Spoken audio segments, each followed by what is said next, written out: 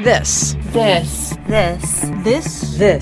WLRN. WLRN. WLRN. Women's Liberation Radio Women's News. Liberation Radio Women's News. Liberation Radio Women's News. Liberation Radio News.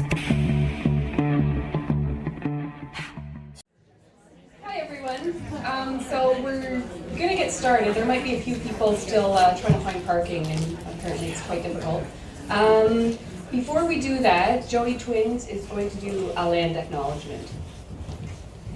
Wache Segoni, Tansei. Blessings to all, our higher power, the Creator, and bringing in the four directions and four sacred elements. And I want to acknowledge the land that we're on right now, Algonquin, unceded territory. Remember them words, unceded. I would like to introduce myself, Joey Twins. I'm from the Bear Clan, Musqueam, Treaty 6, Alberta, Plains Cree. And these are my lady friends. And it's always nice to work with women, with people that understand who we are as people, not as just numbers. Anyways, I can go on after. Thank you. Niawa, I'm the glitch.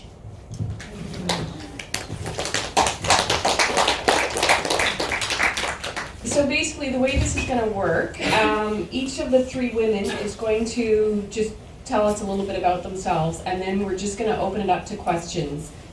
We just have the one mic, so whoever has a question, if you can just come up here and ask a question, and I'll pass the mic back and forth.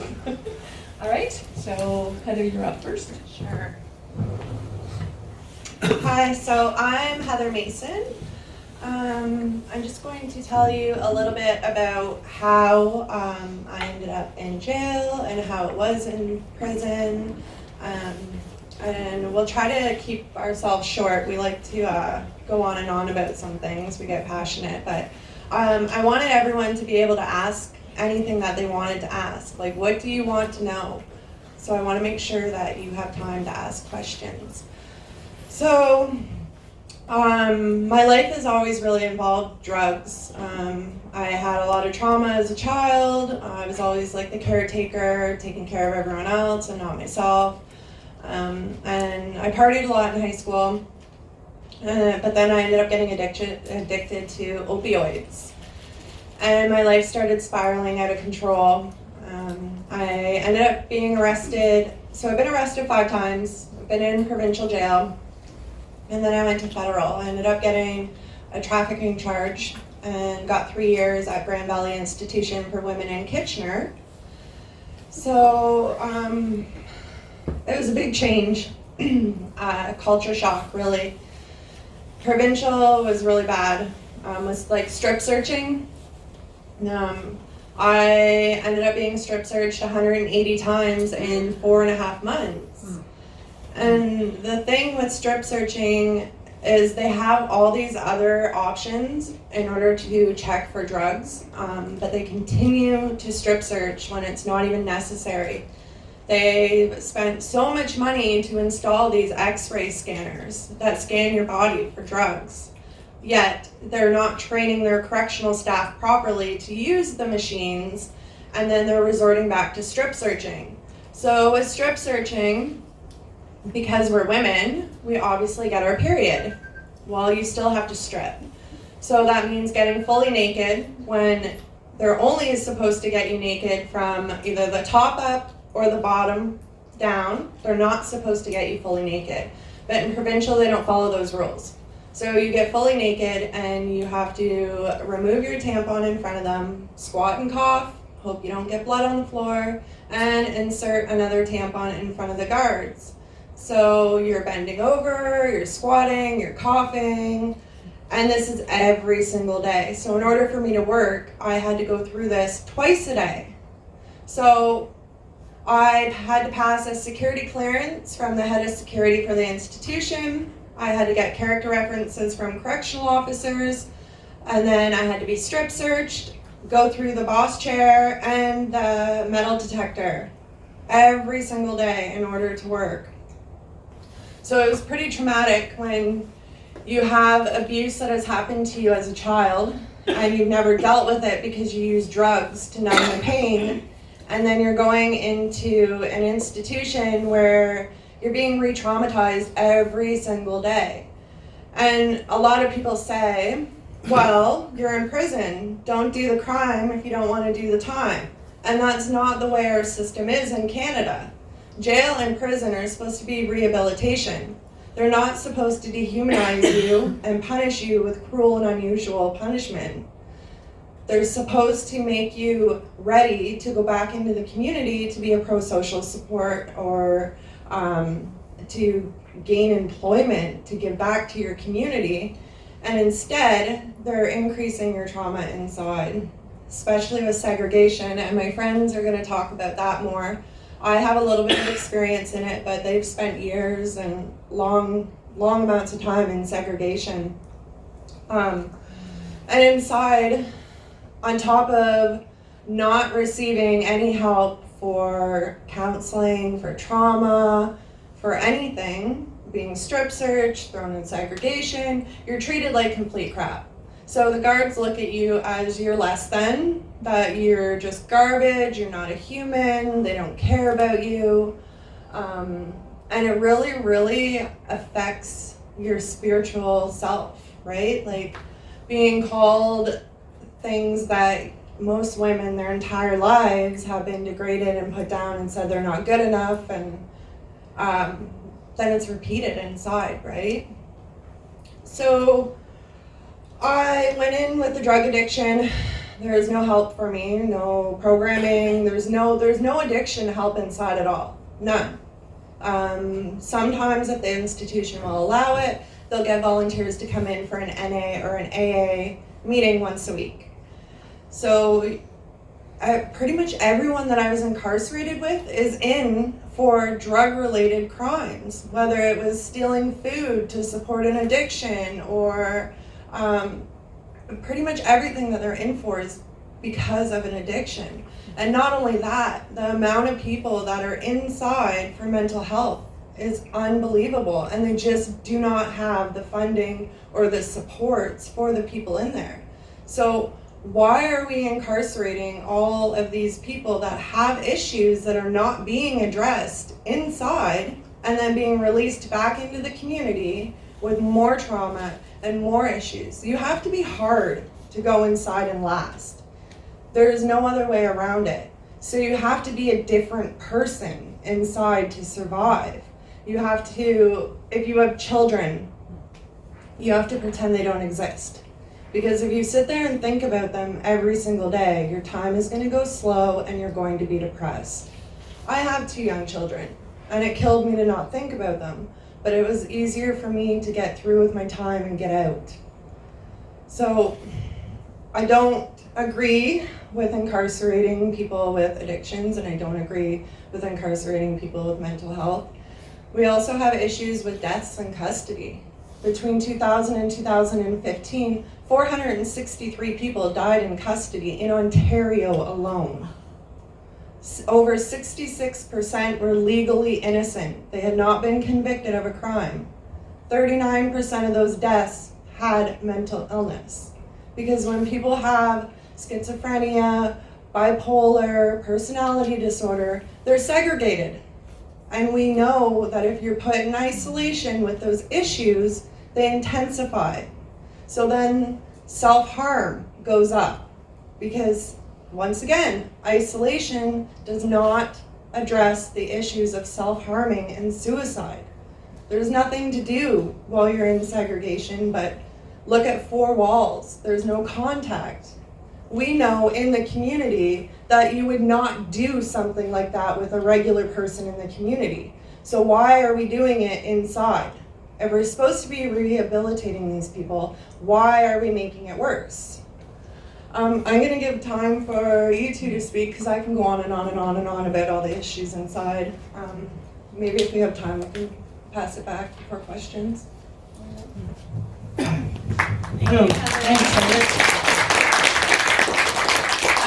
the kind of person that likes to walk around, interact with you and with the audience and whoever is willing to have that open heart, that open mind, and listen to my words. And even if you take one word out of what I've spoken about, that's a good thing. You're rich. Anyways, my years of experience inside goes way back in 1978. I was arrested in Edmonton, Alberta. I was 18 years old for a murder of a man. And at that time, I had 2 co-accused around the same age as me. And being in a province of racism, discrimination, and all that, and it still happens today, I was basically railroaded to be convicted, because at that time they needed one person to be convicted of the crime. And I didn't know nothing until preliminary hearing. If you're a lawyer, you understand that the process of the judiciary system. So when the prelim is when all the evidence comes to play, and then they either have enough evidence to convict or throw out, and then that's taken to the jury, right? If you're a judge and jury, I went with judge and jury. So I had all these players in the courtroom, either convicting me or let me walk. But during that prelim, I knew right away that, after listening to all the evidence, and my 2 co-accused wrote 2 statements against me, and being, a product of the residential school, I knew at a very young age not to rat out, not to be a tattletale, because of what I went through as a child. So I knew that code. I knew that code right there and then, because the street is no different than being inside. Nobody likes a rat. So anyways, I end up taking, regardless of these statements, I end up, I had to basically take it. I could have said, point the fingers at my 2 coes and said, this is what transpired, this is what happened, blah, blah, blah, to save my ass from doing life sentence. So that was, there was really no time to decide what road I was going to take, what decision I was going to make, what choice I was going to make. So I end up, taking the shit, right? I end up doing life. Because my lawyer sold me out to the other 2 lawyers to the Crown. That's how it was working, right? Wheel and deal. And so I end up getting life. It was I pled on life 10, and my lawyer said, if you don't plead, they're going to find you guilty with your 2 co-accused to testify against you. So I said, well, I'd rather do life 10 than my natural life in prison, because I didn't know law. I didn't even know nothing about passes or paroles or anything like that. So never been in the system. So that was 1979. 2 weeks later, I was sentenced to prison for women. June 13th, I walked into the notorious prison for women in Kingston, Sir John A. MacDonald. That address will never leave me. I spent 20 years there, and then from there, and the reason why they closed prison for women was because I myself, and 6 other women were involved in an altercation, a consensual altercation with the guards. And, so it was a free-for-all. It was 6 on 6. It was fair, and so, we did what we did, they did what they did, but that didn't come out, They never admitted that they laid boots to us too, or hit us back. But, that's part of the system. Because, I've learned to lie in prison. I learned how to cheat. And I know how to hustle. And I know how to manipulate, because those are the tools that we are taught in Correctional Service of Canada. And so, that's what I learned. I learned to be an addict in prison too. In prison for women. I believe there was more drugs inside than there was in the city of Kingston. And that's what we were told. You know, so, you know, does these places help us or do they harm us more? I'm a product of that. You know, I've never had a slash mark. I never had a tattoo. I was just an innocent kid, 112 pounds, walking into a prison. Was I scared? Yeah, I was scared. But you know what? You can't show anyone that you're scared. You know, never let nobody know that you're afraid. Because we will eat you alive, literally. You know, there was a lot of movement at the time, like a lot of movement in a way of trades and all that stuff, education. You know, we ran that joint. It wasn't CSE that ran us. Because we knew what we needed, you know, to survive in that jungle. And we were the players of that. The prisoners committee was not called inmate committee. If you define inmate is a psychiatric patient. I'm a prisoner, I'm a convict. There's a difference. You know, my old FPS number was 1253. 1253. Now it's 955-1086. You see that? It's really, but you see, they can change numbers whenever they want, right? But when it comes to us, what I need to better myself as a human being. But instead it deteriorated my behavior. It changed me into a monster. It changed me into something I wasn't. Because prison does that to you. Either you walk out alive or you come out in a box. That's a choice that you make. And we had substance abuse programs, we had anger management, we had KGRH, we had all that. You know, we were the ones that did all this surveys. We did the talk of them books that you all study in these universities and colleges. And a lot of them women that shared their stories and their pains and their hurts are 6 feet in the ground or with Creator. You know, and those are the fallen sisters, you know, and they made that change because they gave up their lives to make change. We just didn't decide in 1994, in April, oh, we're just gonna have a big scrap with the guards and that's it, punch them out and that's end the story. There was a reason for that. When you're being targeted, pushed, it's just like locking a little dog in a cage. Imagine this, putting your little dog in a cage, keep that dog in the cage for a week. You feed a little bit of whatever you feed your dog, and then you let that dog out a week after, and you see how that dog acts. Same shit. So this is where segregation comes in play. When I calculate my time, I'm not trying to be, you know, show off and tell you, oh, you know, I trump up the story today and say, okay, this is what happened to me. Well, it fucking happened to me. I spent a lot of years in segregation. The longest I did was a year in the hole, back to back. But you know what? I reversed everything. I said, you're not going to take my mind. You're not going to take my spirit. You know what? I started reading. I started working out in the cell because it was 23 out of 24-hour lockup. We had no TVs. We had no stereos. We had none of that. We just had writing material and books to read. So I educated myself. Yeah, there were times the bars were moving, you know, the cell bars. But I started praying. I got into my spirituality. I started praying, if you're there, Creator, help me. And then that's when, you know, elders start coming in, you know, and I just lost my teacher, Elder Vern Harper, 2 years ago, and it seemed like I just lost him yesterday.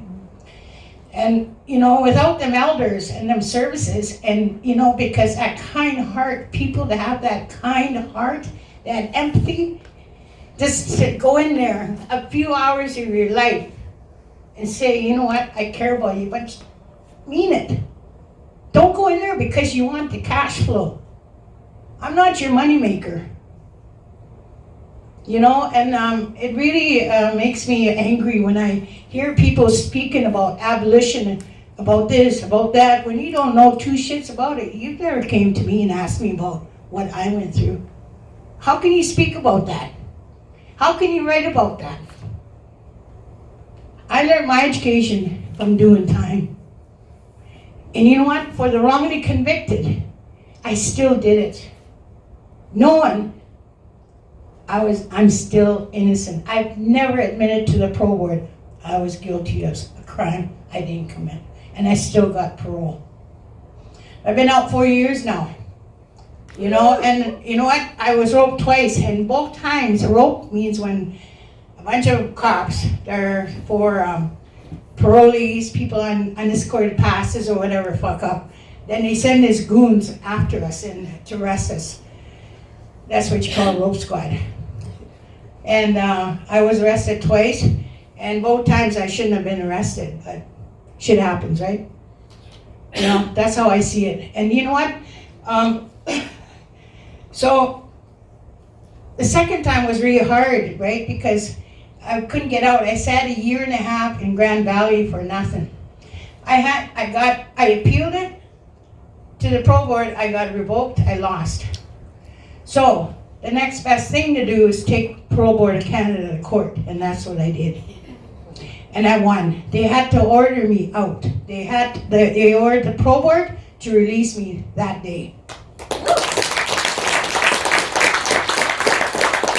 Under the Gladue principles, because they have to.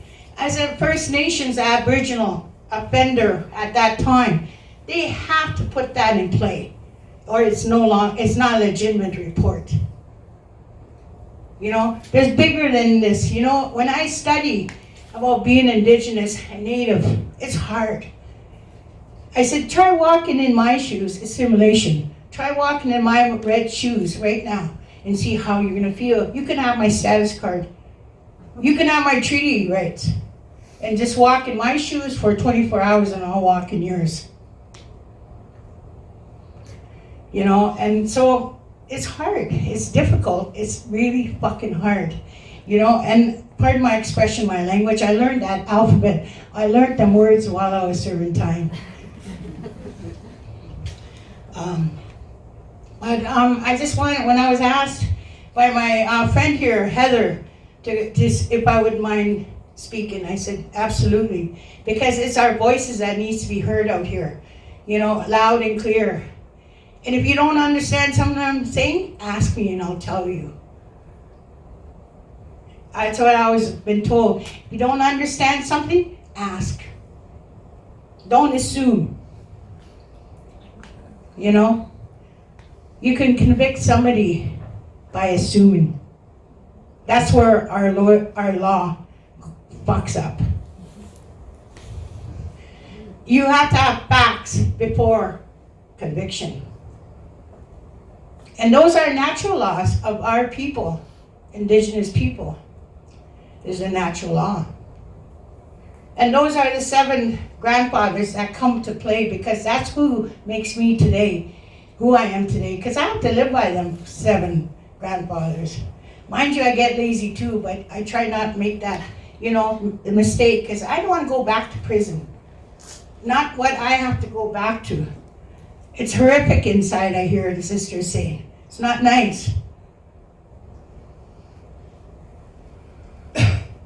But we all need to clean up shop, you know? Clean up that shop. And let's get moving forward, because you know what? We can't keep going backwards. We got to go forwards. And the only way we're going to move forward if we have the right tools, the right players, and the right law. Thank you.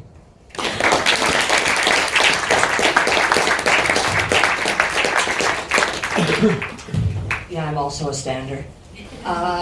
Thanks, Joey. I just wanted to, first off, thank you for acknowledging our land. Very much appreciated. And I want to thank everyone for coming out here on a Saturday in freezing cold.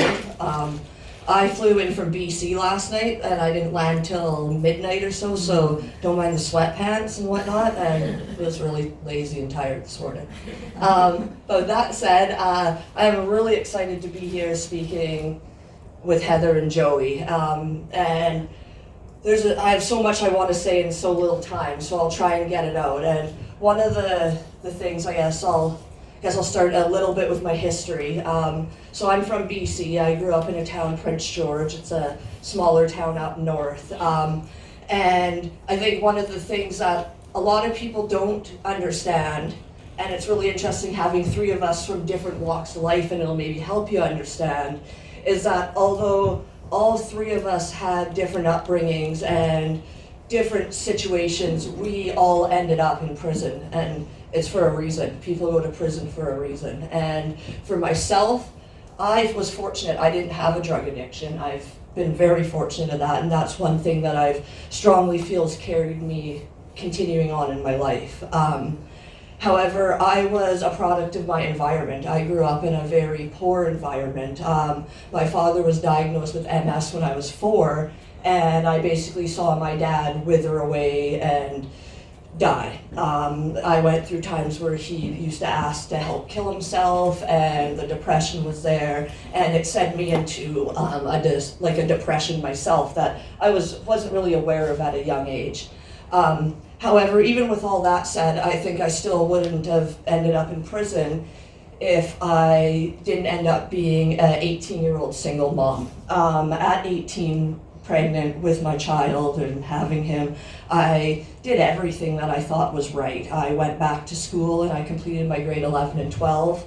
I handed out 100 resumes. I didn't get one call back. I went to our government to income assistance and asked for support for myself and my son, and they told me that I was not 19 and to come back when I was 19. So unfortunately for me, I reached out to the next people I know, and I fronted drugs and I started selling them because I needed a way to support my son. Needless to say, that wasn't the best idea. At 18, when my son was 18 months old, I was sentenced to 5 years in prison. 5 years for crimes I was committing for economic survival to feed myself and my kid. And yeah, that sucked. And I think my sisters here went really into some good detail of how shitty prison is, the realities of it. I'm going to touch a little bit on that myself, but then I want to go into a couple other interesting things I thought of you when you were speaking. But prison sucked. I went in as a 19-year-old, almost 20-year-old woman. I was same thing, 112 pounds, and prison taught me to survive. I didn't get educated in there. I didn't learn how to public speak in there. I didn't learn how to work in there. I learned how to fucking survive in there. It's a environment that breeds toxicity, and it's nowhere that a woman can heal. And I am very, very open on our women's prisons closing. I want to abolish women's prisons. I feel that every woman that I've met could have easily served their sentence in our communities. There's so much other options out there that people aren't even opening their eyes to. There's sections in our code, in our corrections code, that women can be serving in the community. It's not happening. So that said, I'll touch a little bit on segregation. Out of my 5 years, I spent 44 months inside prison, and then I was given residency on my stat, and I finished my 5 years in a halfway house. But during my 44 months, I would say that I spent 36 to 38 months inside segregation. And it was fucking devastating. Segregation was the only time and the first time where I ever contemplated taking my life, where I to this day still have serious mental health repercussions because of segregation. The fact that it's constantly me reminding myself that I deserve to even have my kids back, it all stems from segregation. I remember one time particularly where I was just trying to pass my time and I was doing a handstand in my cell. And I, thought that was pretty harmless, to be honest, and I had a guard come up and kick the door and be like, "Hey, Pierini, your son's really proud of you out there, hey?" What the fuck does that have to do with me doing a handstand? These are the professionals that's supposed to be helping us, and they're kicking my door, reminding me that I have a son out there that I already feel like a piece of shit about and I left behind. I spiraled that day. I honestly had never wanted to die so bad. Thankfully, I had a sister that overheard that, and she reported it to the warden, and that guard was actually forced to write me a letter. Not that it made me feel any better, but hey, the guard got in a little bit of shit. But segregation was the darkest time. It was, yeah, it brings you places where I don't want to go back. However, unfortunately, because of segregation, I go back there more than I want. I self-exclude myself from so many things. I say that I'm going to show up, and then I don't to so many things. The only things I end up showing up for are my speaking engagements, because I feel that maybe my word one day will help some other women. But honestly, it's tough for me. I struggle with relationships. To actually feel like I'm worthy enough for somebody, it's a struggle for me. And that's because of how shitty and low I was down inside jail. I had guards walking around Fraser Valley Institution calling me job security. That was my nickname that they laugh at. Oh, you're going to be the one that keeps me employed. Keep it up, Pierini. You're just my job security. Things like that, you know what I mean? And these are the people that's supposed to be rehabilitating us. There's no rehabilitation in there. The only thing that was ever good was the few odd volunteers that came in, and I'll always have respect for those volunteers. One thing I wanted to speak about is not actually in prison, it's what happens after prison. The barriers that we face to get on with our lives are fucking excruciating. I've been out since 2009, and for me to get a house that's not in the ghetto, that's not by some slumlord, that's not falling apart, it is nearly impossible for me to get a place. And I've been out, 12 years now or something? So imagine these women that are getting out on their feet, fresh out. Where the fuck are they gonna live if I can't get out? I've been on a reality TV show. I have did tons of public speaking. I have went to school and did a year of mental health. I build elevators. I basically try to do fucking everything I can, and I still can't get housing.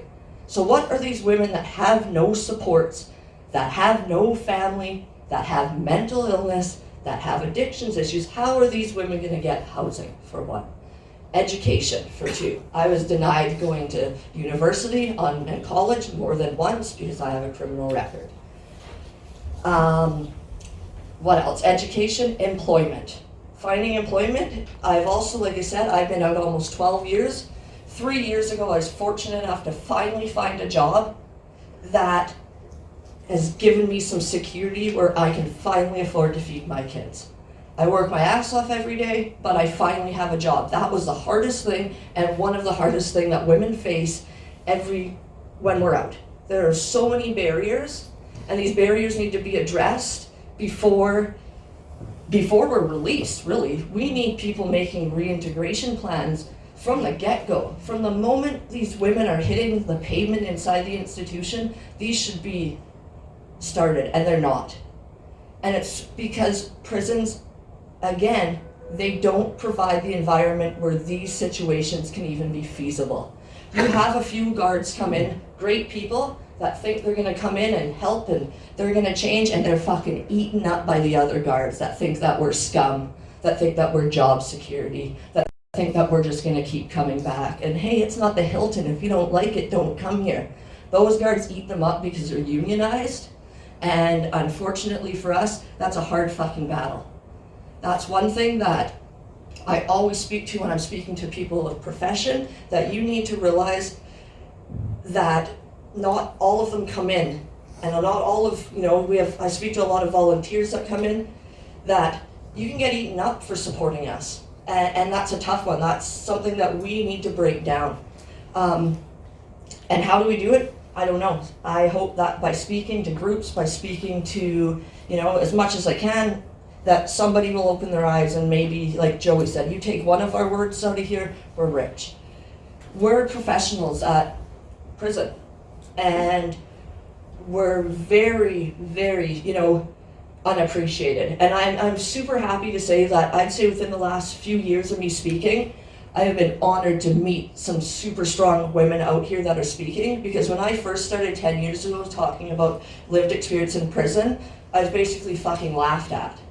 I was fortunately given some opportunities by some organizations that had let me come out and speak and given me a lot of experience, and now I can come here today and speak to basically whatever crowd that I please. But I was laughed at the beginning, and we're still, no matter what, this goes on the internet, we're gonna have comments, oh, those fucking people are from prison, they shouldn't have did the crime.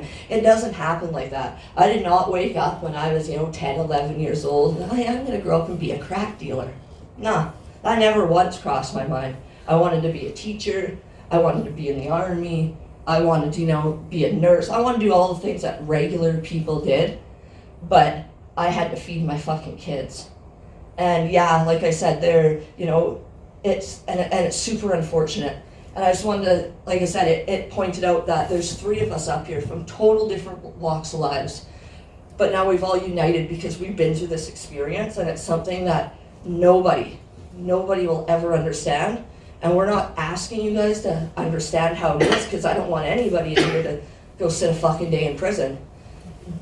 But the fact that people are here and being open-minded, this is huge to us, so that's awesome. And like I said, just take what we say. We aren't fucking joking when we come up here. We mean it.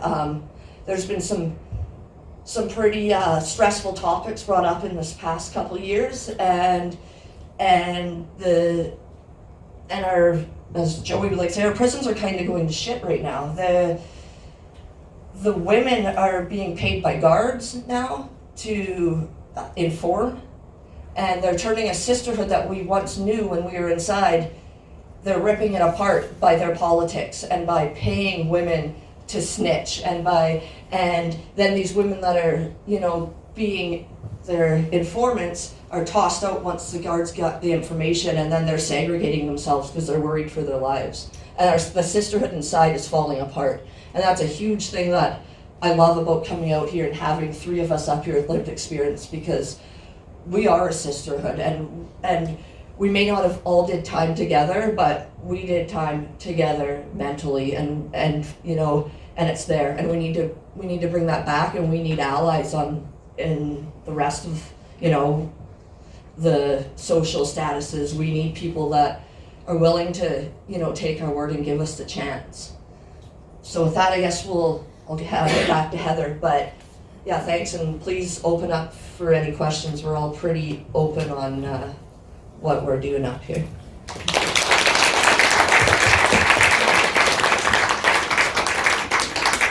I just wanted to bring up as well with our internal system for grievances, or if we have complaints, because you're probably interested in that. And also Joey was talking about trades and programs in schools from back in the day when she was in, but that's because the government helped us have those programs back in the day. So in our penitentiaries today, we don't have any trades, we don't have education, we don't have anything to give us the skills to go back out. And we were discussing this morning, Fraser Valley has the dog program, but they've cut back on it a lot now, so it's not as good as it used to be. But why don't we have a rescue dog program in all the female institutions? We're in there. Why can't we help these animals? And it helps us, right? Because they're therapy, they can be therapy dogs. Why can't the women go out and work at the shelters in the community rather than sit inside the prisons all day? Yeah, why can't we have, say, an auto garage and learn to be mechanics and have it free to the community, so that we are practicing restorative justice, right? We're doing our time, but we're learning skills, and we're giving back to the community at the same time. There's no reason why they do not have this in our prisons. We were there long enough, and we are learnable, right? It just really frustrates me that they have nothing productive in there when they're saying, we're here to rehabilitate you and we're going to release you back into the community. Well, most of these women that come in don't have any education or any school. So it's super frustrating, because P4W had these programs, and when they closed P4W down, they wanted to build all these regional prisons, and they were going to be so much better. But that's not what happened at all. And our internal grievance system. So it's internal. So when you have a complaint against your parole officer or your primary worker, who is a correctional officer. It goes through your case management team. Well, that case management team completes all your paperwork. They approve your visits. They approve your escorted temporary passes. And they also have to write monthly reports. And you need them to support you to get parole.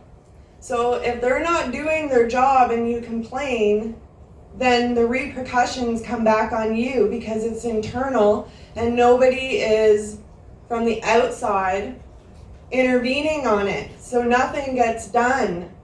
Paperwork gets lost and there's nothing that you can do. I don't understand why there's so much going on inside that is preventable, that can rehabilitate us. So what are we even doing? We're just mass incarcerating people and making them worse than they were when they first came in. Why do we have 42% of Indigenous women in our federal prisons? What is going on? What are they doing to help them? Nothing. And it's actually extremely frustrating to even talk about any of this stuff because there's so much that is wrong inside. So most people think that we live for free in prison. That is not true. We have to pay room and board. So we work Monday to Friday and we get paid $5.80 a day, okay? They take 30% for room and board and cable. All of us pay $15 a month for cable, even if we don't have a TV in our room. So they're making $30 a month off every single prisoner in there. You're telling me your cable bill is that expensive? Like, you need to switch providers. Like, come on. So where is this money going? And why are we still being paid the same amount from 1980? That's what I don't understand. So you're gonna work all day and make $5.80 and then you want to charge us for room and board.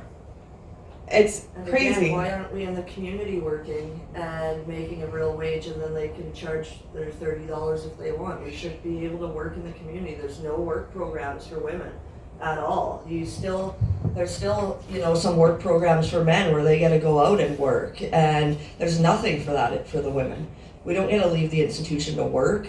And if we get to leave the institution, it's maybe for an AA meeting and then you're strip searched before and after you leave. So do you want to get sexually assaulted twice to go to a meeting or to work? It's, you know what I mean? It's again, like I'm going to say 100 times probably today, prison is an environment for women and it's not an environment for us to heal, whether it's working, whether it's schooling. We should be in the community accessing these. Why can we not have women on passes out to school and out to jobs and out to real counselors? Because when you have a counselor inside jail, it's the same as talking to your PO. They write all the same reports and your PO has access to them. So no offense, I struggled with mental health inside prison and I didn't get help in there because I didn't want to go tell my PO, hey, I feel like shooting myself today, because I would have been locked up in SAG even longer.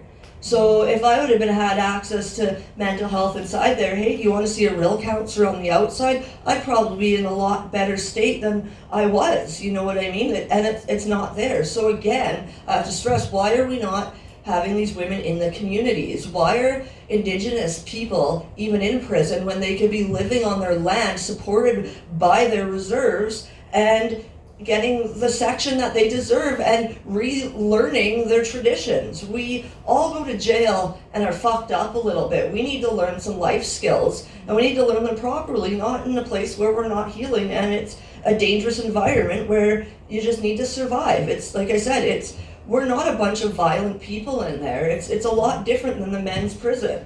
And women in there they need a safe place to heal, and it's not provided. It needs to be in the community. We were listening to a submission this morning from 2003 where it was a group of women with lived experience speaking on what they wanted to see changed. And they were asking for the exact same fucking thing that we're speaking for 17 years later.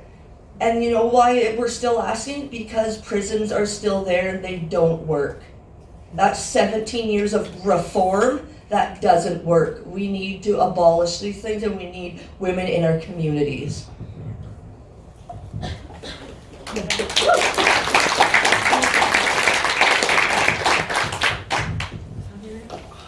All right, so we'll open it up for questions. One thing that I forgot to mention at the beginning is all three of these women are from out of town, and they've all traveled here, so they've obviously incurred expenses. We tried to keep this affordable by only charging $5, but we have a tin at the back, so if anybody is willing and able to throw in some money to help cover costs, that would be awesome.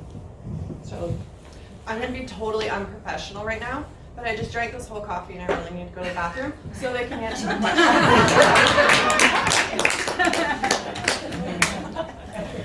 does anyone have questions if you want to come up? I have a question.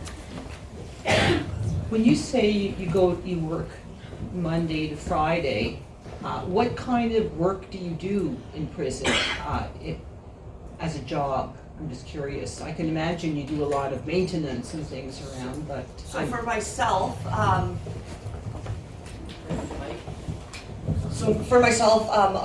like I said, I've been out of prison a good 10 years now, so it might be a little bit different, but I work grounds and maintenance inside the institution.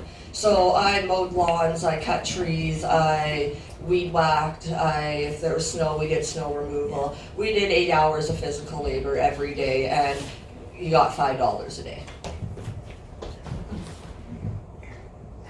thank you. You know what I did? What? I learned to be a robber. No, I'm just joking. Last 3 years before I was paroled, I was, they call inmate grievance coordinator. And what I did was I worked for the women inside to remove their complaints in the grievance system. So I did that for 3 years. And a few of my friends, close friends of mine, called me a jailhouse lawyer because I believed in, that we have a good mind, we can educate ourselves. I'm gonna be sitting here, so I don't know how long, I might as well get educated, right? So what I did when I was sitting in Max, I got the paralegal diploma. Because I felt that was what is important, because I live in a friggin' institution. I'm gonna be dealing with law for the next amount of years before I will be exonerated. And, but in the meantime, I would like to, what I like to do, what is my role in the community, is I'm a land and water defender first. Secondly, advocate and be the voice of women that don't have that voice inside. That means, we have, all sorts of rights now. Somebody asked me, well, how do you identify? I went to a Native organization a couple weeks ago, and I looked at her like she had 3 heads. I said, what do you mean? I'm a female, I'm a woman. Oh, because I look like a dude, so I have to have this, I said, no, I'm just two-spirited, like you are. Everybody is. We all have female and we have male. Some have it more than others. Doesn't mean you're queer, it means that you just who you are. And what I like to understand this is, we're so caught up in that abbreviation, pronouns. We got to get away from that, because that ain't going to help you at the end of the day. What helps me is I am me, myself, and I. I'm First Nations, in the morning and when I go to sleep and during dreamland. I don't change that color. I don't change that race. I don't change my identity, And so my Indian name is Redstone Woman That Walks with Fire. That's my name, but anyways, I just want to say that, and I was very, I had to kind of, check this person out. Why he asked me that? So, I think we need to get away from that, and start unifying each other and put your differences at the doorway. If you're going to come in, have that open mind and that good understanding, you call that good spirit, or else nothing will work. If you put one bad apple in that basket of good apples, what do you think? That one rotten apple is going to contaminate and make the rest of the apples like garbage, right? Same thing with humans. So anyways, that's all I'd like to say. Thank you for listening, and you have enjoy the rest of your beautiful day. We're not done. I'm going to say that I'm done. You're getting ahead of yourself. Any other questions? I'm done.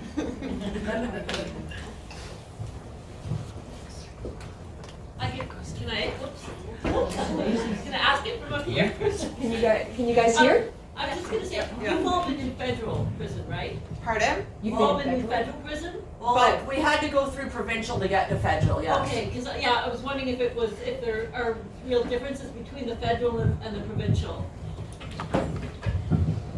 Yeah, there's tons of differences actually between federal and provincial, and we kind of were having a conversation about this morning. I guess how do you put it kind of shortly? So federal definitely, as it stands, has more programming right now. Provincial is kind of, I have to feel bad for provincial because they do such short time. I feel that not many people put work into it. So there's not lots of advocacy groups going into federal institutions. There's not, or into provincial institutions, sorry. There's not tons of definitely don't get any sort of education inside a provincial institution. The healthcare, they just fucking push you through because you're either gonna go to federal or you're getting out fairly soon is the way they look at it. So unfortunately for provincial, they're kind of just, I feel they're swept under the rug in a way when it comes to, I guess, reform and advocacy and that to live there, it's shitty. You're living with people right off the street that are dope sick, that are, bringing in dope. If you're struggling with addictions, it's harder in there because there's more of those issues. I guess, for provincial, for me, I was super fucking angry because when I first got arrested and I was first dealing with, I guess, the shock of being taken from my kid and all of that. So, provincial's sad. They need some work. We need people to get in there, and it's just unfortunate. Federal, I feel there are a little bit more programming, not much. Unfortunately, you can't go get a degree anymore in a federal institution. You can't get anything past your grade 12 now. So if you have your grade 12, then you don't get education in there. Their programs are very lackluster, made from corrections, and then make, we offer all these, you go on their website, I wanted to puke when I fucking actually went on there and saw, we rehabilitate and we, specifically have these programs, blah, blah, blah. I've never done a drug in my life besides smoke pot, and I did 3 substance abuse programs because they were on my correctional program, and then it looks like corrections provided me with programs and they look good. Those didn't help me one fucking bit, honestly. So there's definitely some differences. Provincial, you get a few, I guess, better things. It's all shit at the end of the day, but you get to wear your own clothes inside federal. That you can have some boxes sent in when you first get there. You can't in provincial. But at the end of the day, I gotta say again, they're prison and the environment's still there, and it's just unhealthy in provincial or federal. Any other questions? Percentage between federal, more people in the federal than provincial? No, our provincials are way more full, overcrowded. That's one thing where you hear, when you see on the news, prisons are overcrowded, it's mostly the provincial ones. There's women sitting in, a 6x7 cell, and they're jamming three women inside there. And the one woman has to sleep on the floor with her head by the can and her feet under the other bed. So in prison or in provincial, that you see way more. There's a lot more overcrowding. You have people waiting to be sentenced there. You have most of those people are presumed innocent, still sitting in there, not getting their meds. We just learned that people on ADHD meds aren't getting them on weekends because corrections feels that they don't need to be productive during the weekend. So they're not giving them ADHD and ADD meds. What the fuck is that? We should decide if we, what type of meds we're taking and if we don't take them on the weekends or not. And yeah, that's both in provincial and federal, the I guess medical system's crap. Yeah. So with provincial, it's max security. There's no level for your remand centers because you're not sentenced. So this is when you're locked down all the time. Whereas like they do have some sentenced provincial jails for when you get 2 years less a day. So like Vanier, for instance, they'll have a sentenced range and the women are supposed to get more freedom, but I feel like there's nobody on the provincial level that is enforcing the things that are supposed to be enforced. I feel like there's only people on the federal level. So even though they're told they're not allowed to do something, who's going to know that they're not doing it, right? So who's in there checking the segregation in provincial? Who's in there to make sure that the programs are happening? Who's in there to make sure that Inmates aren't getting abused? Yeah, there's not 3 per cell. Could you imagine living in a 6x7 cell with 2 other women and you're locked down for days, okay? And if you have to go to the bathroom, right? The other inmate's head is right there at your feet. So you're going to the bathroom with their head there. You're changing your tampon with their head there. You can't leave. There's nowhere to walk. How are we allowed? The windows don't open. Yeah, well, half of them don't even have windows. Yeah. Sarnia has no windows. And they actually cover it so you can't even look out and see the sun. But how is this acceptable? What is this doing? You were, like Joey said earlier, with the dog in the cage. Put 3 big dogs in that little dog cage, okay? Leave them locked up for 3 days without letting them out. Because they don't have to give you a shower every day. It's every 72 hours they have to make sure that they let you shower. Also, they're supposed to give you 20 minutes a day of fresh air. You're lucky to get outside for 20 minutes once a week because it's up to the guards having time to take you out and watch you.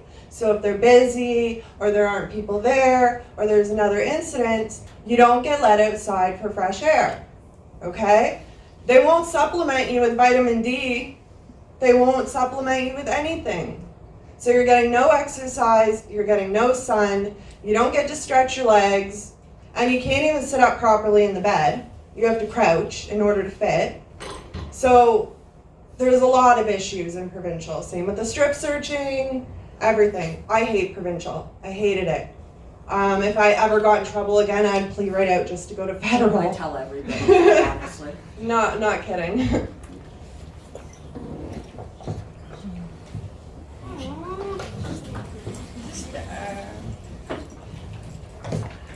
In 1980 in Saskatchewan, was a big movement. I was telling the story of women behind bar. I was graduate student at University of Saskatchewan, and that's 1980. That's almost how many years now? Almost 40 years, 39, 40 years. And you didn't see any improvement since 1980? That's what I don't understand. The other issue is I am a retired public servant, and we used to do research to help marginalized group, marginalized people. And marginalized people or people at risk for us was people in prison, younger teenager, youth at risk. And unfortunately, we can't get enough fund. We don't have enough support to get fund for our research or helping or doing public health or public health policy regarding the marginalized group or marginalized women.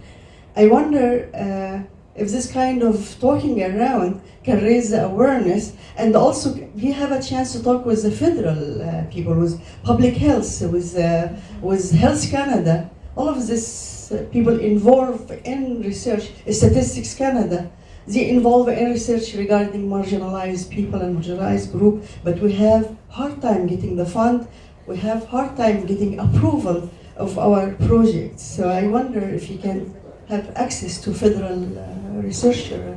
Yeah,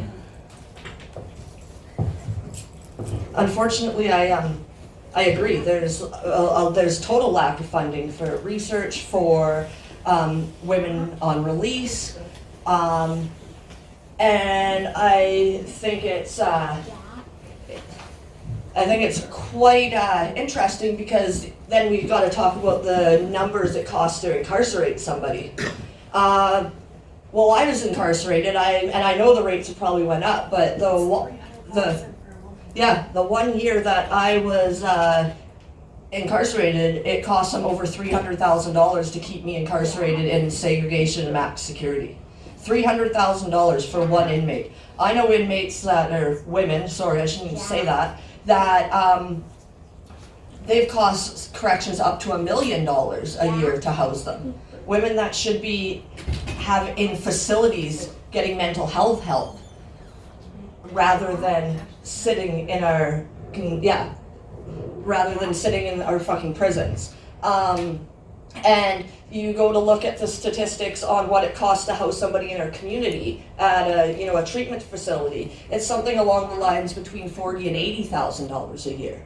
So, again, I've got to say, if we start sentencing our women into the community, it's going to cost a lot cheaper, and maybe then some of this money that the government's fucking funneling into corrections can be used for research, can be used for, helping with our housing issues, with creating some programs so women can get employed when we're released. So there is money, but unfortunately that money's being channeled to house us, to sexually assault us, because they need 4 staff there now to strip search us and not 2. So let's just pay more people and waste some more fucking money.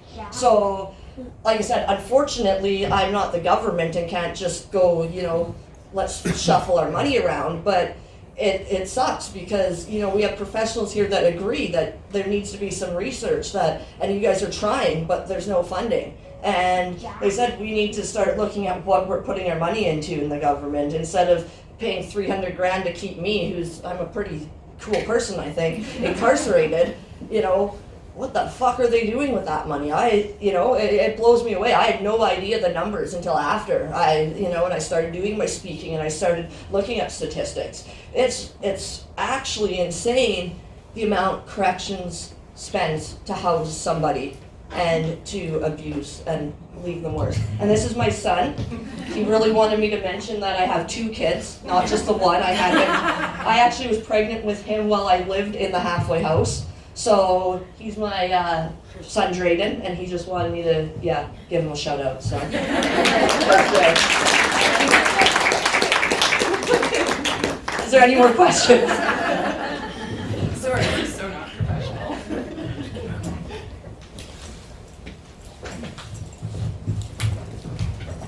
I've been hearing stories here and there about the effects of C-16, Bill C-16 on women in prison if you're already overcrowded. And then now they're putting men who self-identify as women in there. How much more dangerous that is for you, especially when they're violent sexual offenders. I hope you can speak to that, please.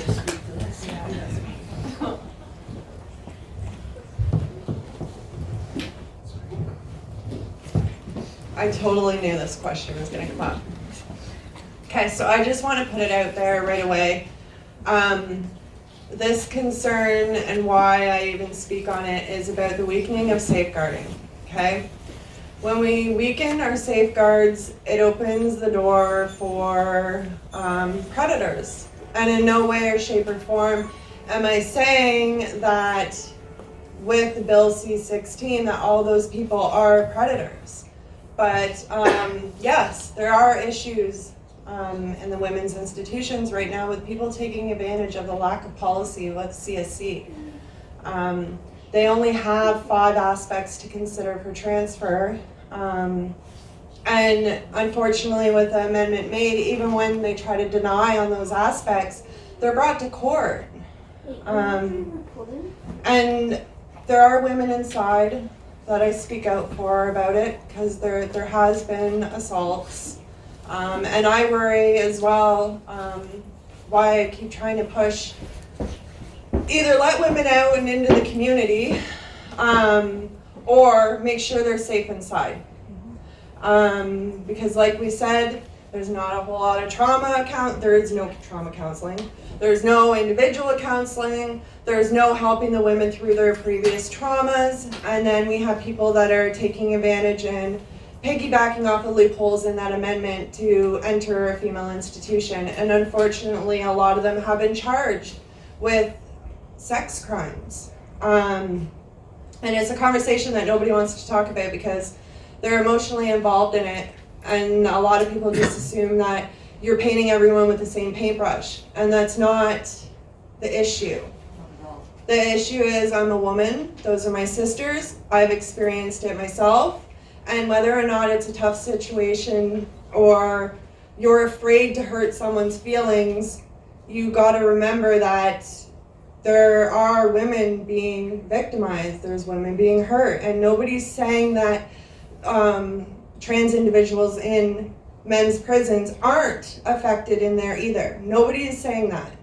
But the solution isn't just to have an open door policy into the women's institution.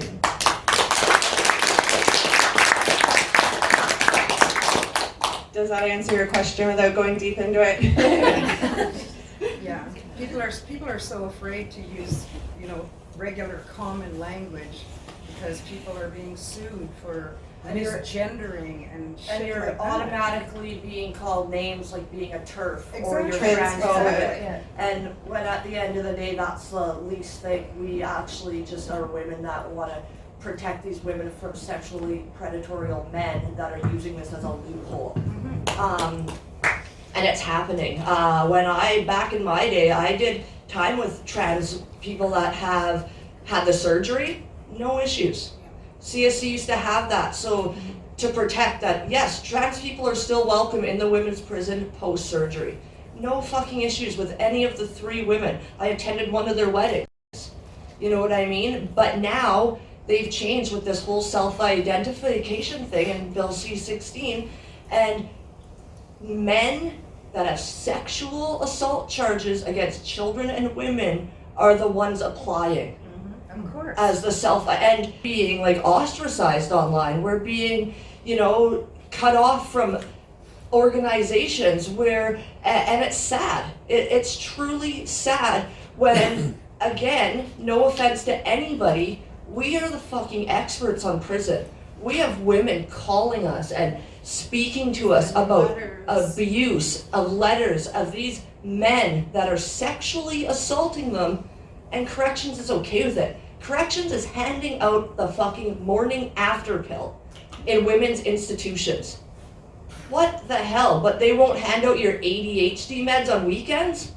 Something's wrong. And it has nothing to do with trans people at the end of the day. Because these are men that want to abuse women. And it's sad. We need to have a safe, open discussion, and we need to come to an agreement on both sides, because until then, women are just going to keep getting abused. Women are going to be, like you said, taking our bed space when it's already overcrowded, our parole beds when it's already overcrowded, and there's women that wait months to get out after their parole date because there's no fucking bed. And now we've been for years, for the past 10 years, I've been fucking fighting for us women to have different rights than the men. And now they're just letting them in. Now these women's institutions are going to be more secure. I stand here and say, women's institutions, we're not all violent. Now they're putting violent, sexual, predatory men into these institutions, and now they want stab-proof vests in women's institutions. They want firearms in women's institutions. We don't have that stuff. We're working backwards. It's fucked. And like I said, it has nothing to do with the whole trans society. That's fine. But you cannot let men into women's prisons. These are vulnerable women that have been fucking abused. Thank you.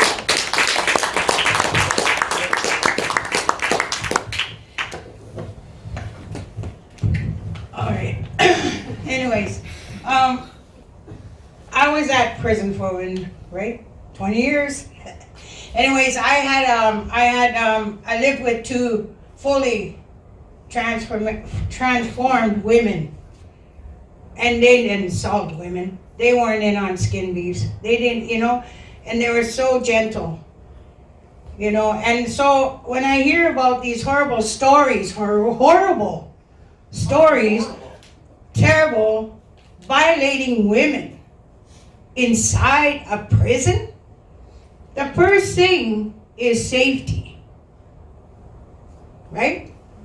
Safety inside to prevent murders, assaults, all that negative stuff that happens already with females.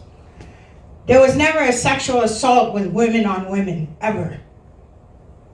Not that when I was doing time. We had that respect. We had a con code.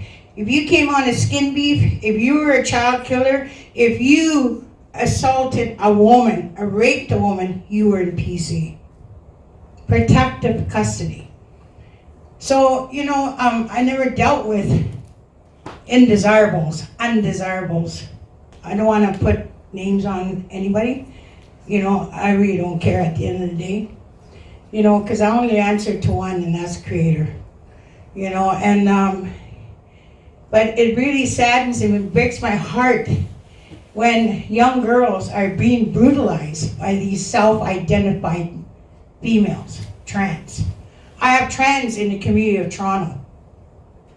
They're horrified what they're hearing, what's going on with Correctional Service of Canada.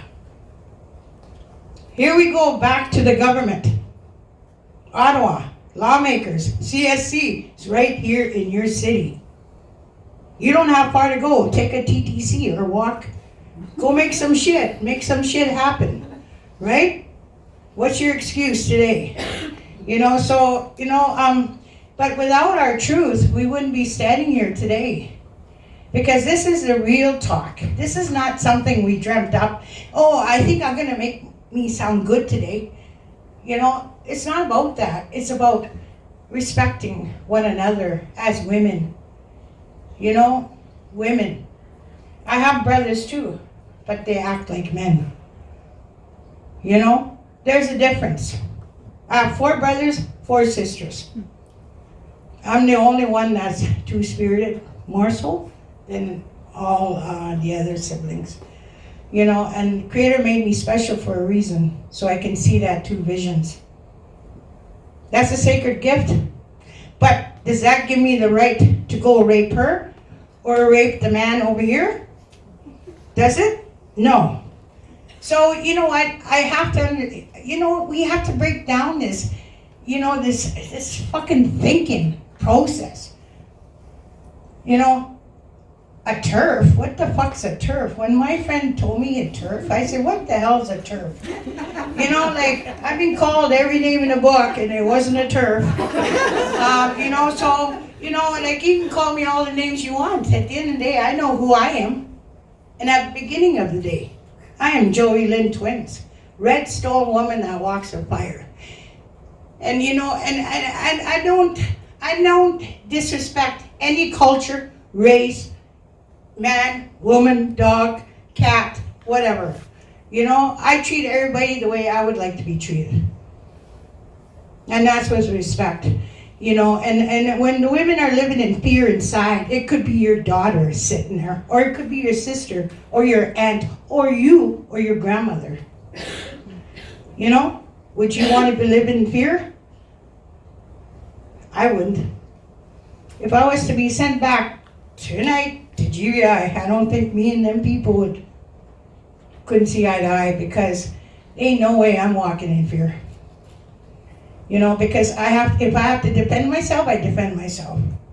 You know, so, but there's women that don't have that power because they're broken down already. You know? They cry themselves to sleep in their little rooms. Because women have hearts, their mothers, their sisters, their daughters of someone out here. And they're young now. They're 18 years old going in that system. You know? It breaks my heart that they have to go through this sexual abuse inside. That's the thing. Sexual abuse. No means no. Thank you.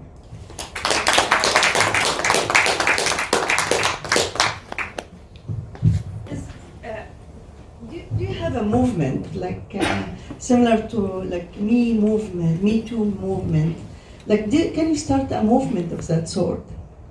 Do you know what I mean? Like, because you have issues, you have serious public health issues, you have serious mental health issues, you have, and it is legitimate, and like you are asking about why women can be in the community and treated in the community. So why don't you start a movement? Is it a possibility like that? I think we slowly have been, to be honest.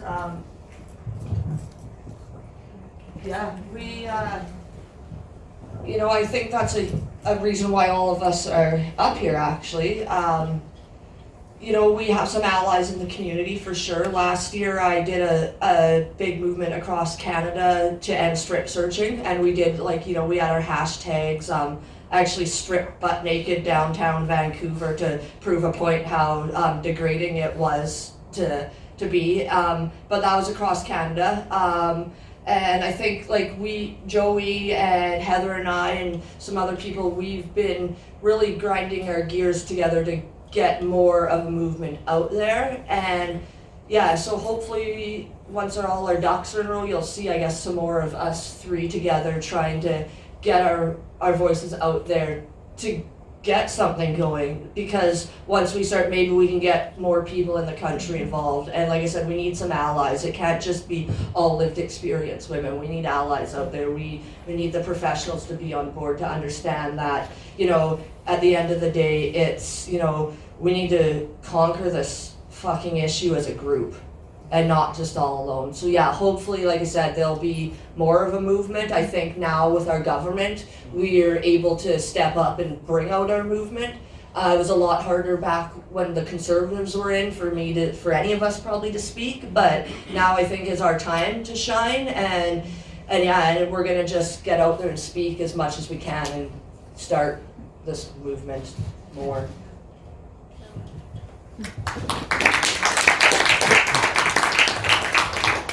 Any other questions? Now I've learned there's a step here.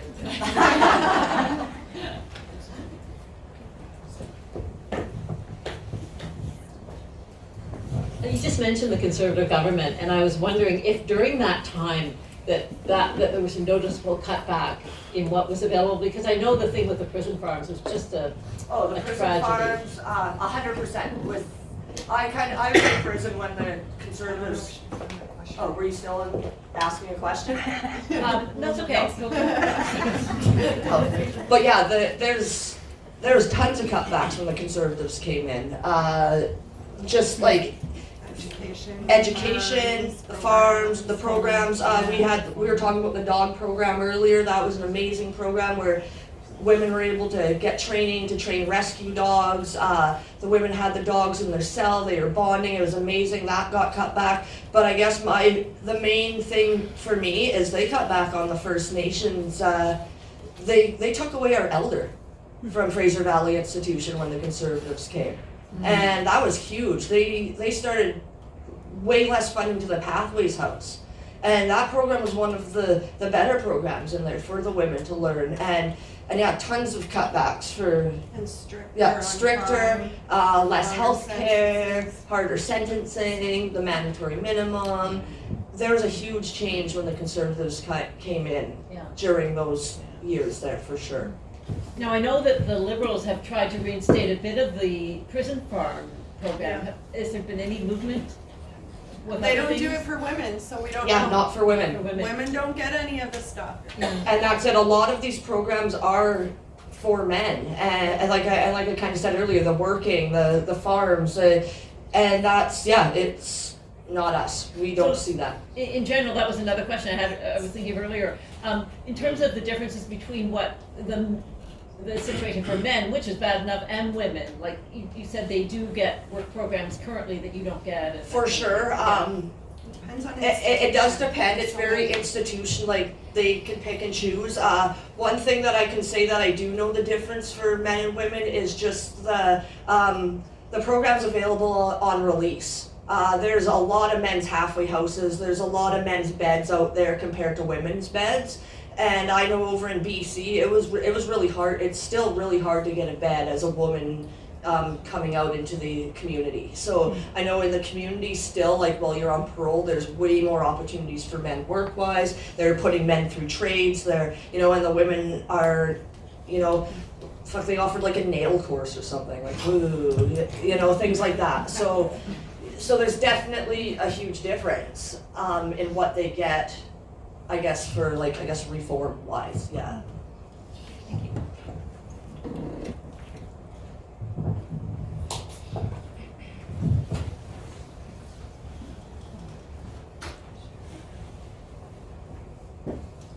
Hi. So I have two questions, one specifically to Joey. So you opted out for a jury trial, essentially. So did you feel like there was anybody on the jury panel that was representing you fairly, as in anybody from First Nations or Indigenous people? And then my second question is for everybody. What kind of communication barriers are you guys facing while you're in prison?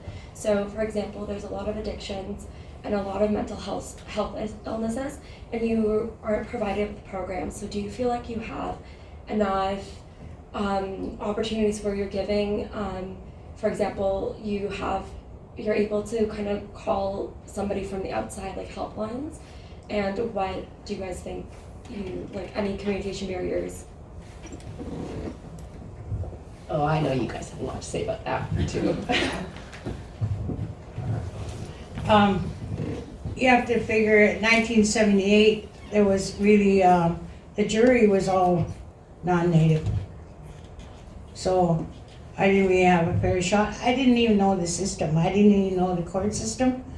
I was just, you know, scared little innocent little girl going through the system. Yeah, so, but no. Still today, no. You know, and when Heather mentioned the percentage high, it's like 80% are First Nations women in corrections, in prisons. Mm-hmm. So, you know, the high is high. And now it's starting to show a little more of the Black nation, the Black African coming in, the numbers going up too. So now they finished picking on us, now they're gonna pick on the Black nation. You know, so that's how it works, you know. And while we got the Conservatives here in Ontario, ain't gonna change, even Liberals. I mean, somebody said to me, oh, vote Liberal, you get, oh yeah, okay, I did. You know, one time, I listened to a good friend and, you know, so, you know, like 40-some years later, here I am, you know, trying to make a fast buck with welfare. You know, that was another issue I had when I got out. You know, I had to stay in the halfway house, blah, blah, blah. You know, I went through some really hardcore shit. Like I said, what? I never been to a welfare. I wouldn't even know what to say, but I did, you know, and they, you know. So they give me $186, $886 a month. I live in a satellite. I don't pay rent, you know, but still I can survive on $886. I'm 62 years old, you know. But you know what? Think about this one. When you're in a halfway house, we get $28.70 a week, and you get 2 tokens. And then they want you running around, you know, to this appointment, to do this appointment on 2 tokens a week.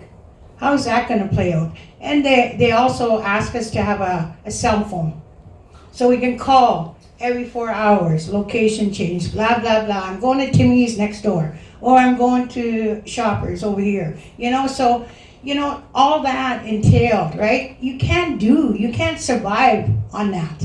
You know, to get a cell phone, to get a plan, to get this.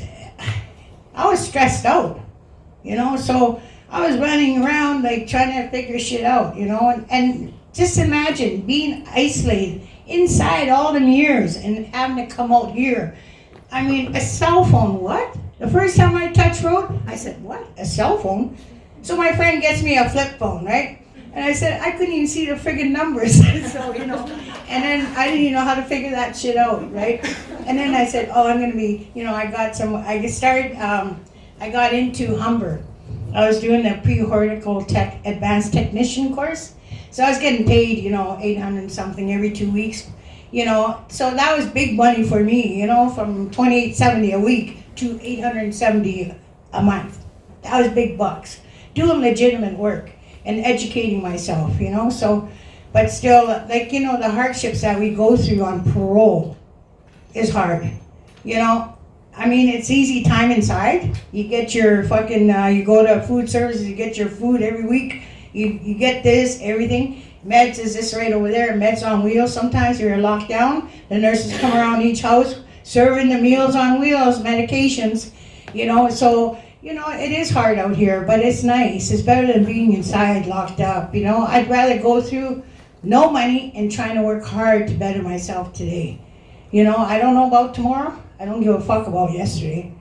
But you know what, for now, I would like to see a lot of improvement in the government. Like I mentioned before, the government. I can talk till I'm black and blue in the face in my nice tan colored skin, and it's still not gonna make a difference. You know, we need to have contact with the government people that implement these core programs that have been adapted from back in the day, like COG skills, anger, I don't know, all these other programs, you know, cognitive skills. Oh my God, I got a stack of, you know, certificates there for how many years? And I'm supposed to be changed, right? I just go see the board, yeah, you know, whatever. You know, I get parole. You know, so they just changed the names of these programs. Now, it didn't friggin' help me 20 years ago, or whatever, 40 years ago. You think it's gonna help me now? Because you change that name? Or you tweak it up a little bit, how do you do it on a computer? You know, all these analysts and all these people that do these surveys that come into fucking GBI and all these other joints, they just ask you a question. Well, what do you think about this? I said, what? You just asked me 20 years later what I think? I told you. You know, like, wow, what are you going to do with them questionnaires when you're done, when you leave this institution? You file them under G? Or where do you take them to? You see, those are the questions that we need to hit. We can come here. I didn't come here to bitch. I'm not a bitch. You know, I don't like to whine and complain about my aches and pains and all this stuff, what's going on in my head. You know, I want to give you facts. And I'm going to give you facts. You ask me something, I'm going to be honest with you. You know, what I know, what I've seen. You know, not based what my best friend told me yesterday.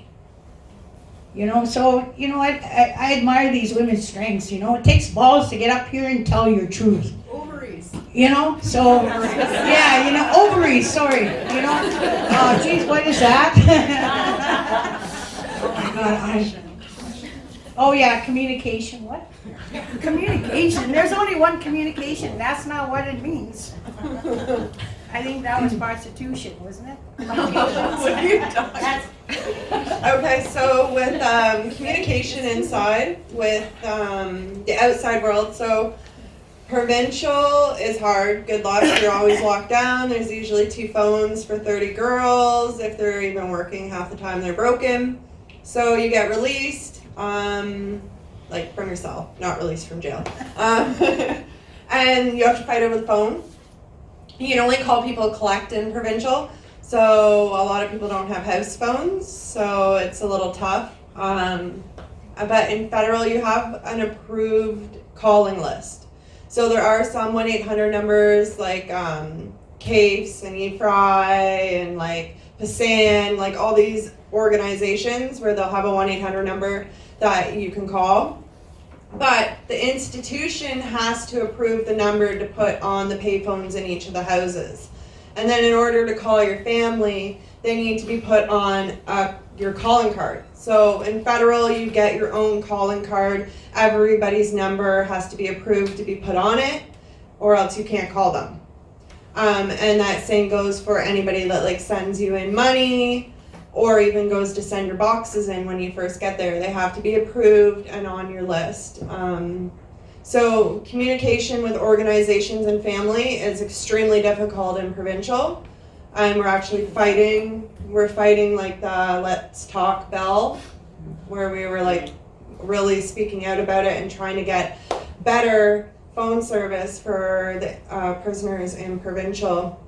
Because Bell is making a fortune off of prisoners' families and prisoners to make calls out to lawyers, to maybe your landlord or your boss, right?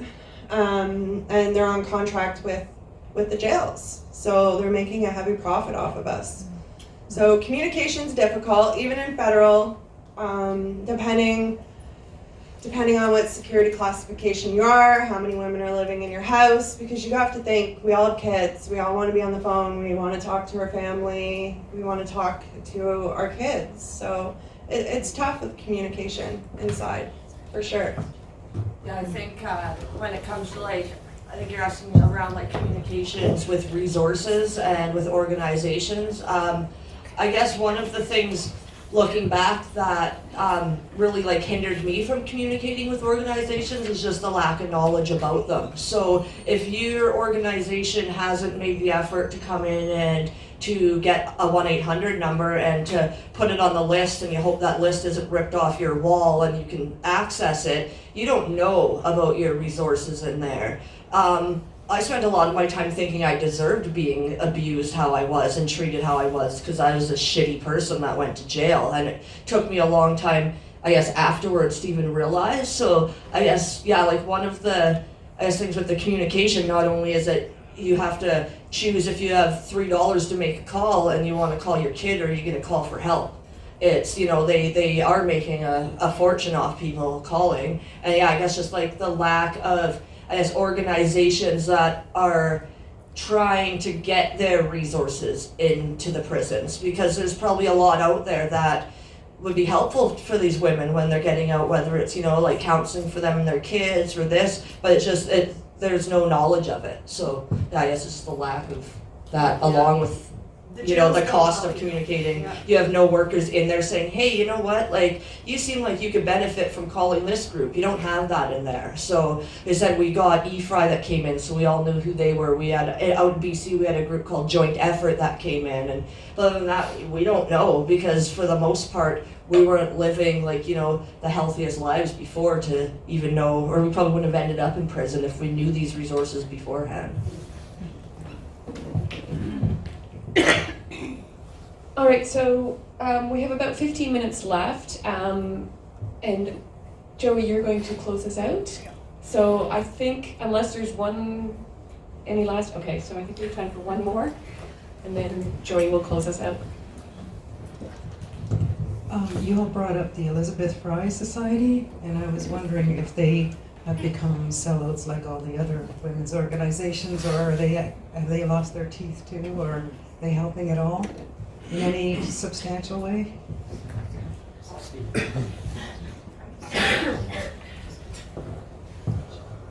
That's a really loaded question. Sorry. And I just want to speak quickly on it, and then I'll pass it to Heather.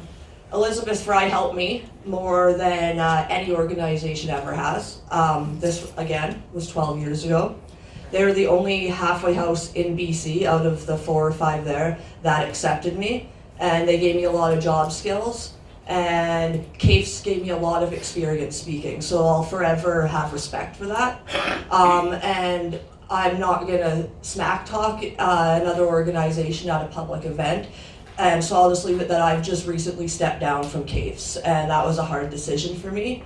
I stepped down earlier this year, and it honestly broke my heart. It was like I lost like I said, I thought that I had a really good bond and sisterhood within the organization, and unfortunately that was lost, so I decided to step down. With that said, I do have a huge hope that one day they can find themselves again, and we'll be able to, you know, work within, you know, the same, like, you know, as allies with CAFES. But until then, right now, I'm not speaking on behalf of them anymore, which when you Google me, there's probably lots. And yeah, like I said, it's sad, and it broke my heart, for real.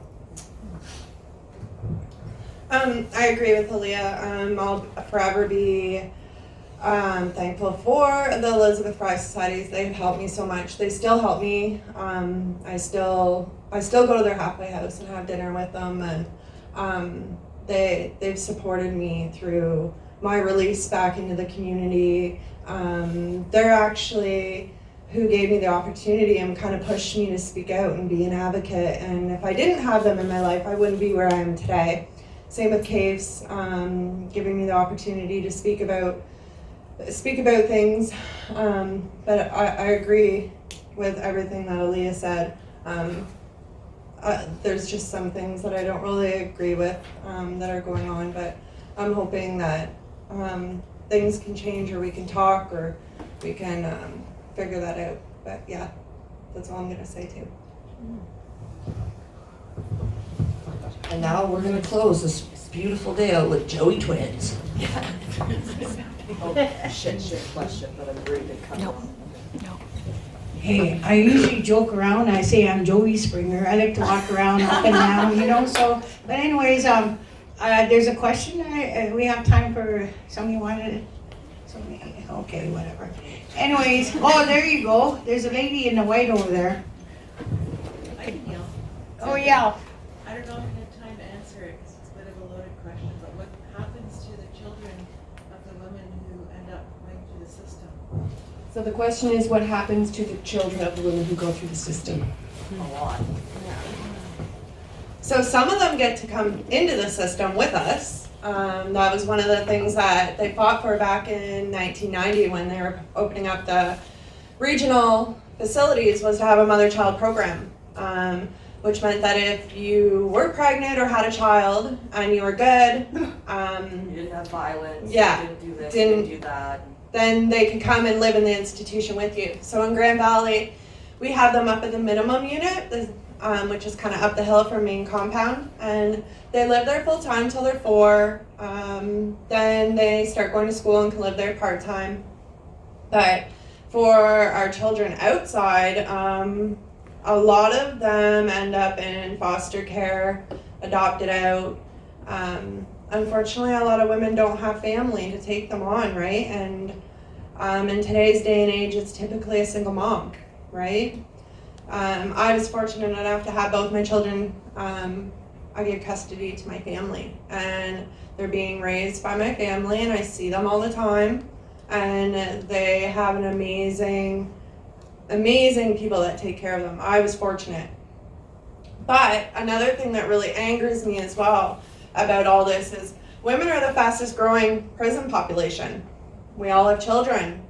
Our family are taking on the responsibility of raising our children.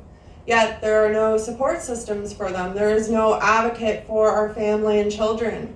So when we're being incarcerated for mental health or addiction or nonviolent crimes that don't even require incarceration, why are there nobody there helping our family, saying, okay, like, you know, your child's been traumatized by this as well, right? So here are some counseling services for your child, because now there's behavioral issues with the children, right? In school, acting out, and nobody is there to point them in the right direction.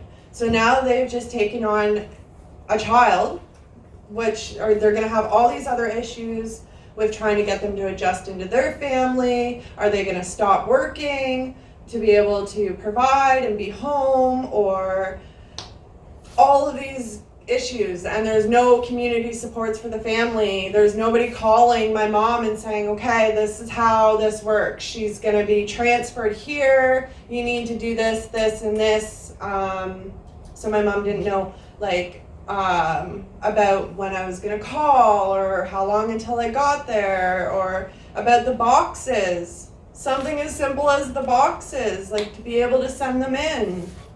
There are so many things that lack for our family and our children. And I wish that somebody would think about those people as well when you're incarcerating mothers.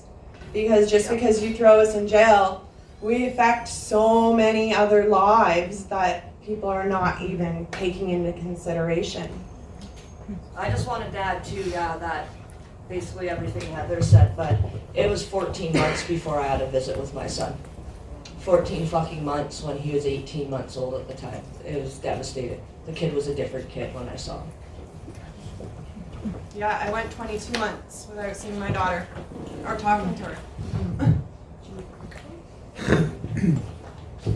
Okay, we're gonna close this event.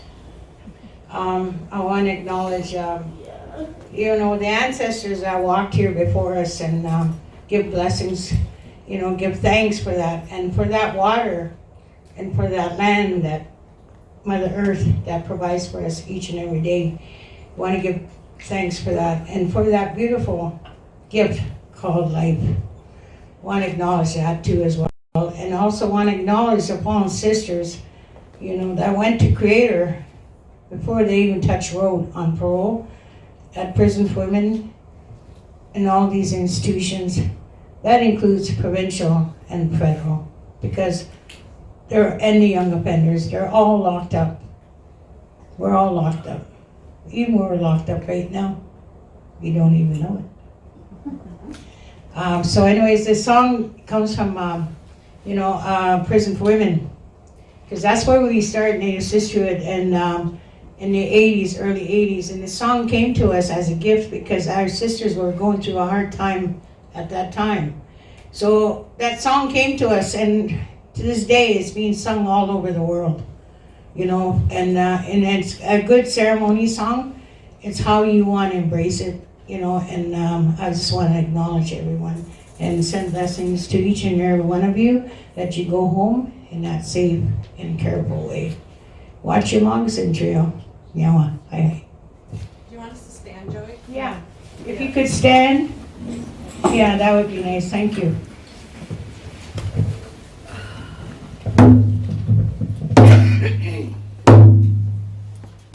If you know the song, you can go sing.